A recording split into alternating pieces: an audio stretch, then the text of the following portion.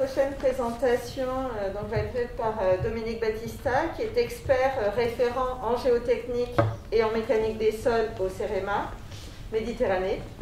Il est spécialisé en glissement de terrain, interaction sol-structure et la modélisation. Donc il va nous parler de l'évaluation de l'impact du changement climatique sur les aléas glissement de terrain et chute de blocs, avec une méthode d'analyse quantitative basée sur l'analyse des événements historiques.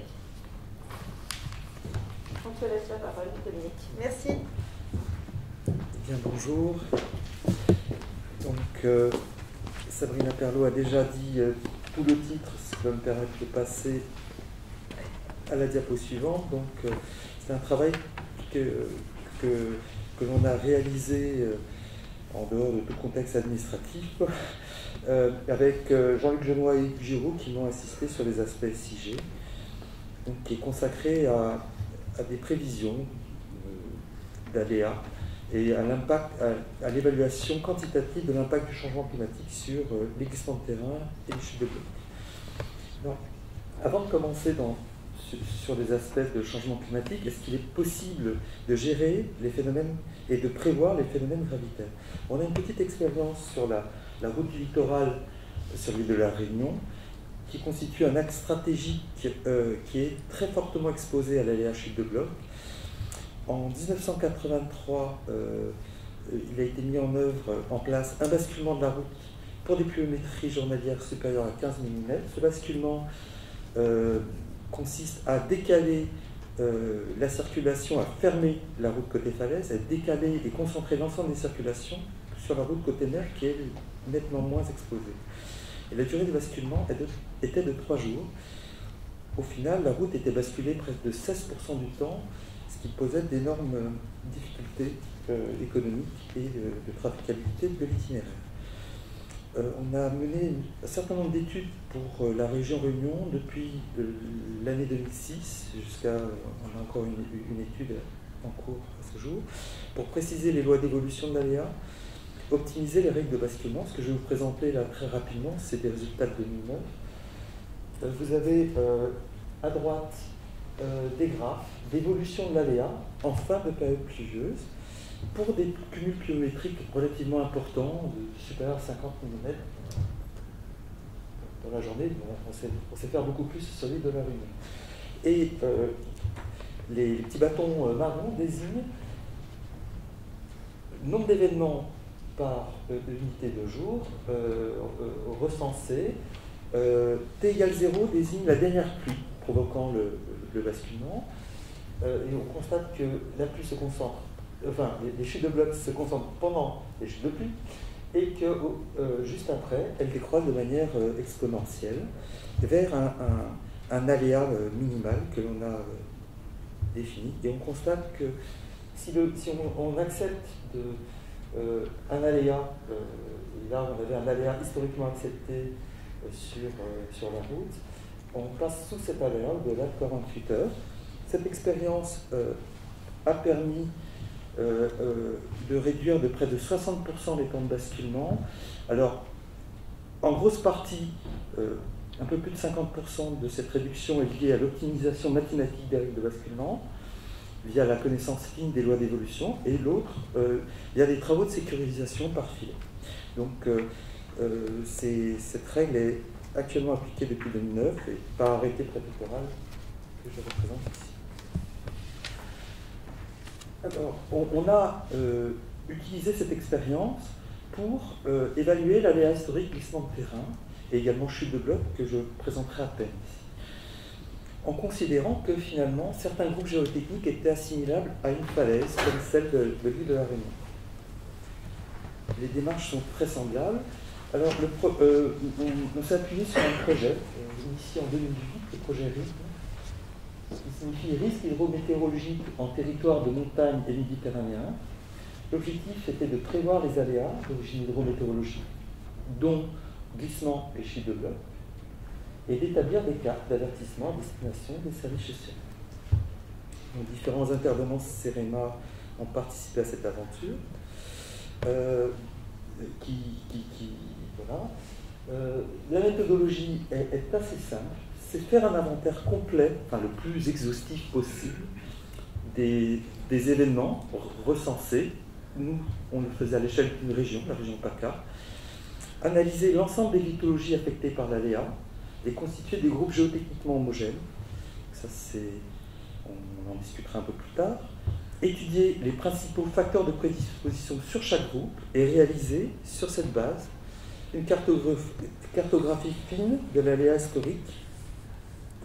Et puis, si on a le temps, évaluer les facteurs météorologiques de déclenchement. Vous avez là la base de données en l'état en 2014 de 1712 événements glissement recensés depuis 1900. On voit qu'il y a une localisation spatiale assez particulière pour le glissement de terrain. Ces 1712 événements se répartissaient sur 343 lithologies et PACA en compte plus de 1000. Ces 343 lithologies, on les a regroupées en des zones géotechniquement homogènes, 13 de mémoire, que vous voyez ici, intégrant des formations, des macro-groupes comme les marnes et argiles sensibles, les formations alternance marneuses sensibles, les schistes, les terres noires et autres, alluvions, collisions et bolis. Ces groupes ont été constitués à dire d'experts via l'intervention de géologues et de géotechniciens, puis affinés statistiquement avec, et de manière itérative voilà, sur la base des densités d'événements par lithologie, en intégrant la pente, etc. Si désormais on étudie dans un groupe géotechnique et pour un phénomène donné l'influence de la pente sur la localisation des événements, donc ça c'est un des principaux facteurs de prédisposition qu'on a étudié, on s'aperçoit qu'il n'y a pas que du hasard, il y a un ordre dans cet hasard, et que les chutes de blocs se répartissent pas de manière aléatoire indépendamment de la pente, et que des classes de pente sont privilégiées. En intégrant par une approche un peu probabilistic based, on a réussi à établir des fonctions d'influence qui déterminent le suraléa lié à la classe d'exposition, à la classe de pente par exemple. Donc la courbe de fonction d'influence pente, elle est strictement croissante pour les chutes de blocs. Par contre, pour les formations d'altération, marne et argile, on a parfois des courbes en cloche assez caractéristiques. Alors, finalement, le principe est très ludique. Vous prenez un groupe géotechnique, vous évaluez son aléa historique, moyen, et puis vous allez décliner cet aléa finement et localement en fonction de la distribution spatiale des facteurs de prédisposition que sont pente, expo, distance aux failles, distance au réseau hydrographique.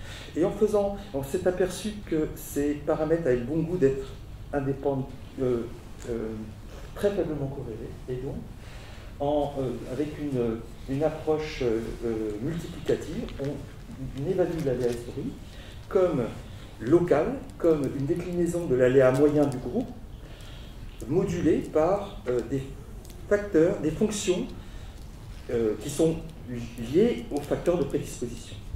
Et en faisant ça, on a reconstitué une espèce de carte quantitative de l'historique de l'aléa glissement de terrain depuis 1900, dans la région de PACA.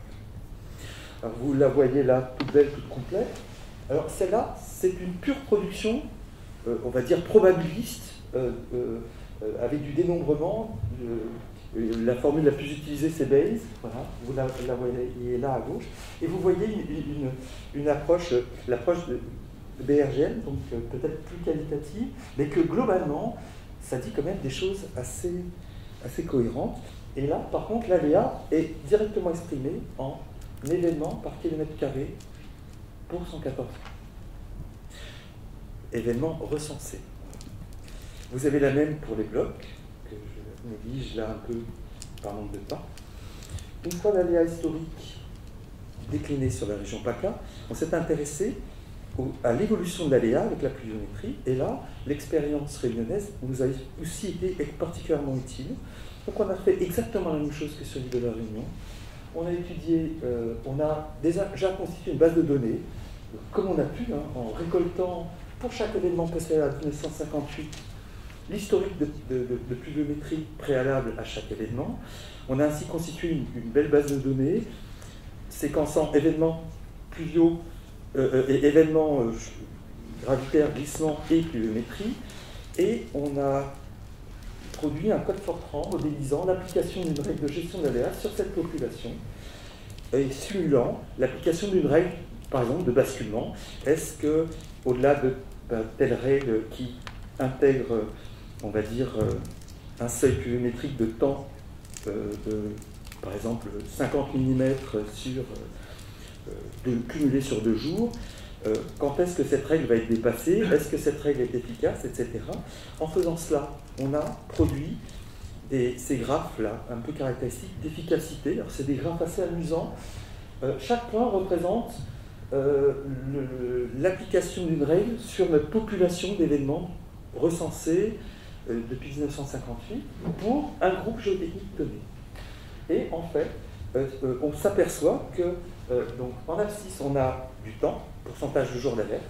En ordonnée, on a des échecs, pourcentage d'événements non détectés. Et on voit que ce nuage de points, il est limité par une courbe optimale constituée de règles de basculement les plus efficaces, permettant de minimiser le pourcentage de jours d'alerte avec un même niveau d'efficacité,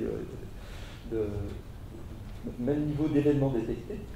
Et si on regarde bien, les pentes là, constituent en fait des niveaux d'aléas, puisque ce sont des nombres d'événements détectés additionnels sur un temps. Donc nombre d'événements par unité de temps, ça ressemble à des aléas. Quand on inverse cette distribution, on est capable d'établir des fonctions d'influence pluviométrique. Alors celle-ci, elle est juste à vocation de communication. Évidemment, elle mélange l'influence en période sèche et l'influence en période humide. On a décliné tout cela, mais bon, on sent bien qu'on est capable d'évaluer l'influence de la pluviométrie sur le déclenchement avec des ratios parfois impressionnants de 1700 entre une période de temps calme et une période où des cumuls pluviométriques supérieurs à, par exemple ici, 180 mm ont été, des intensités pluviométriques supérieures à 180 mm par jour ont été détectées. Alors, on a fait ça pour tous les groupes géotechniques, tous les principaux groupes géotechniques, en glissement de terrain, en chute de bloc, et on est par construction capable de proposer un aléa instantané venant moduler cette carte d'aléa historique par la lame d'eau pluviométrique qui nous permet de réévaluer une fonction d'influence pluviométrique. Donc, pour chaque pixel, finalement, on est théoriquement capable de lire la valeur d'aléa historique, de calculer la fonction d'influence pluviométrique en fonction du cumul pluviométrique qu'on nous a donné, et de déterminer un aléa instantané produit de ces deux composants.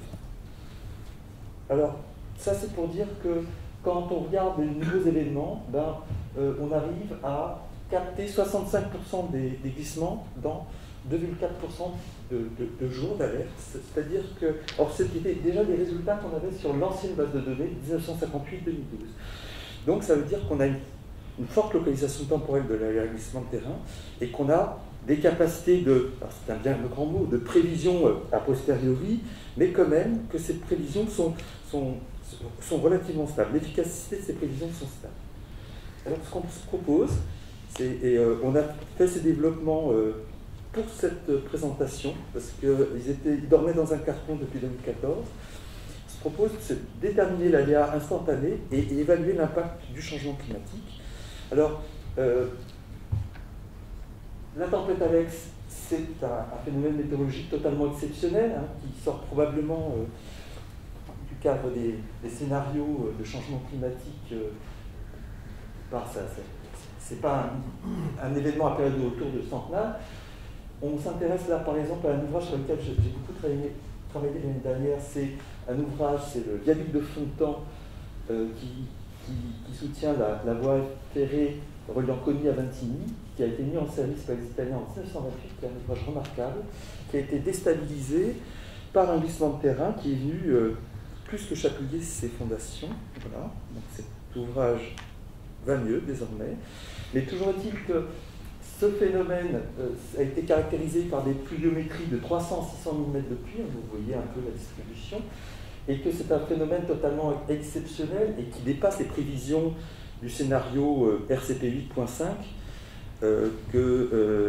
localement. Hein. Donc, alors, pour revenir à l'effet du changement climatique, on s'est intéressé, comme j'ai été pas mal marqué par ce qui s'était passé sur Roya, on est allé voir ce qui se passerait dans les vallées niçoises, Roya, Tignes, Vésubie. Donc on a extrait de notre carte d'aléa historique ce secteur. On a regardé ce que nos amis de Météo France avaient produit, notamment les points de référence météorologique. On a sélectionné un dans la vallée de la Roya. Alors, pour info, sur la période de référence 1965-2005, le max a été de 184 mm de pluie dans la journée. Pour le scénario RCP 8.5, on aurait, sur la période 2066-2100, 305 mm de pluie. Donc, encore assez loin peut-être de ce qu'on a vécu sur Roya. Alors, calcul pour chaque groupe géotechnique. Donc, comment on procède? On calcule pour chaque groupe géotechnique l'aléa instantané sur une période de 35 ans, sur la période de référence et sur la période projetée. Et donc c'est simple, on a l'aléa historique, on calcule les fonctions d'influence que vous voyez à droite, on voit que rouge c'est quand c'est chaud, et donc il y a les fonctions d'influence, donc l'aléa sont en moyenne légèrement supérieures pour le scénario RCP 8.5. Alors ce sont des fonctions d'influence pluviométrique moyennes, liées sur 6 mois, sinon je n'arrivais pas à les représenter. Et on obtient ces premiers, alors ce sont évidemment toujours tout est critiquable, ce sont des premières cartes quantifiant le suraléa, et donc on représente le suraléa sur 114 ans et sur 100 km². On voit donc qu'il a une distribution spatiale, et que, in fine, on a jusqu'à plus 20 événements, plus 20 événements pour 114 ans, pour 100 km² de répertoire. Alors, de manière, en pourcentage, ça sera peut-être plus parlant. En moyenne, on a une augmentation de l'aléa mouvement de terrain sur ces zones de plus 23%, atteignant plus 47% sur certaines formations. En termes de conclusion, eh bien, on a historiquement, on a par le passé produit une cartographie quantitative des aléas historiques. Elle a le mérite d'exister et d'être déclinée sur une maille de 50 x 50, 50 mètres x 50 mètres. Donc je ne dis pas que chaque 50 mètres x 50 mètres est totalement représentatif, puisqu'on s'appuie sur la base de données BD-Charme 50 et sur des cartographies déjà existantes de géologie. Mais cette carte décline assez finement des facteurs de prédisposition et couvre quand même toute la zone patente. Les premiers retours d'expérience, c'est que je crois qu'il y a 2% de la surface qui est en rouge. Ces 2% de la surface en rouge attirent 30% des événements, et sur la période de référence, et lors de nouveaux événements. Il faut qu'on travaille un peu sur Alex, j'ai pas eu le temps de le faire, donc on y travaillera. Perspective, c'est l'amélioration continuelle du modèle. On a quelque chose, c'est ma conviction, qui marche. Simplement, ça marche d'autant mieux qu'on a plus d'éléments. C'est exactement ce que j'ai rencontré sur les de la Réunion. Plus on a d'événements, plus on a de données, plus on est capable de raffiner l'aléa instantané et l'aléa historique. Pour la loi d'évolution de l'aléa avec la pluviométrie, eh bien, on a développé de telles lois, on les a implémentées dans un code Fortran, capable d'évaluer l'aléa instantané pour chaque groupe géotech. Et désormais, on a quelques capacités de prévision pour les glissements de terrain. On peut même envisager d'étudier des corrélations entre aléa instantané et évolution de glissement actif. Je l'ai fait sur quelques glissements. Là encore, il faut s'astreindre à une amélioration continuelle du modèle via l'étude du déclenchement des éléments nouveaux. en termes de changement climatique, on a évalué, on a établi de première évaluation quantitative, donc ça j'insiste, de l'impact du changement climatique. Plus 23% en moyenne, avec RCP 8.5, jusqu'à 47% pour certaines formations. Voilà. À moyen terme, on peut s'attaquer à la région PACA. Établir des cartes d'aléas en temps réel, fonction de l'âme de radar disponible. Donc, je ne dis pas qu'on aura la même fiabilité que la prévision météo, mais la météo a commencé modestement. Et puis enfin, on peut essayer d'étudier l'influence combinée de la pluie et des sollicitations sismiques sur le déclenchement de phénomènes gravitaires. J'en ai fini. Merci.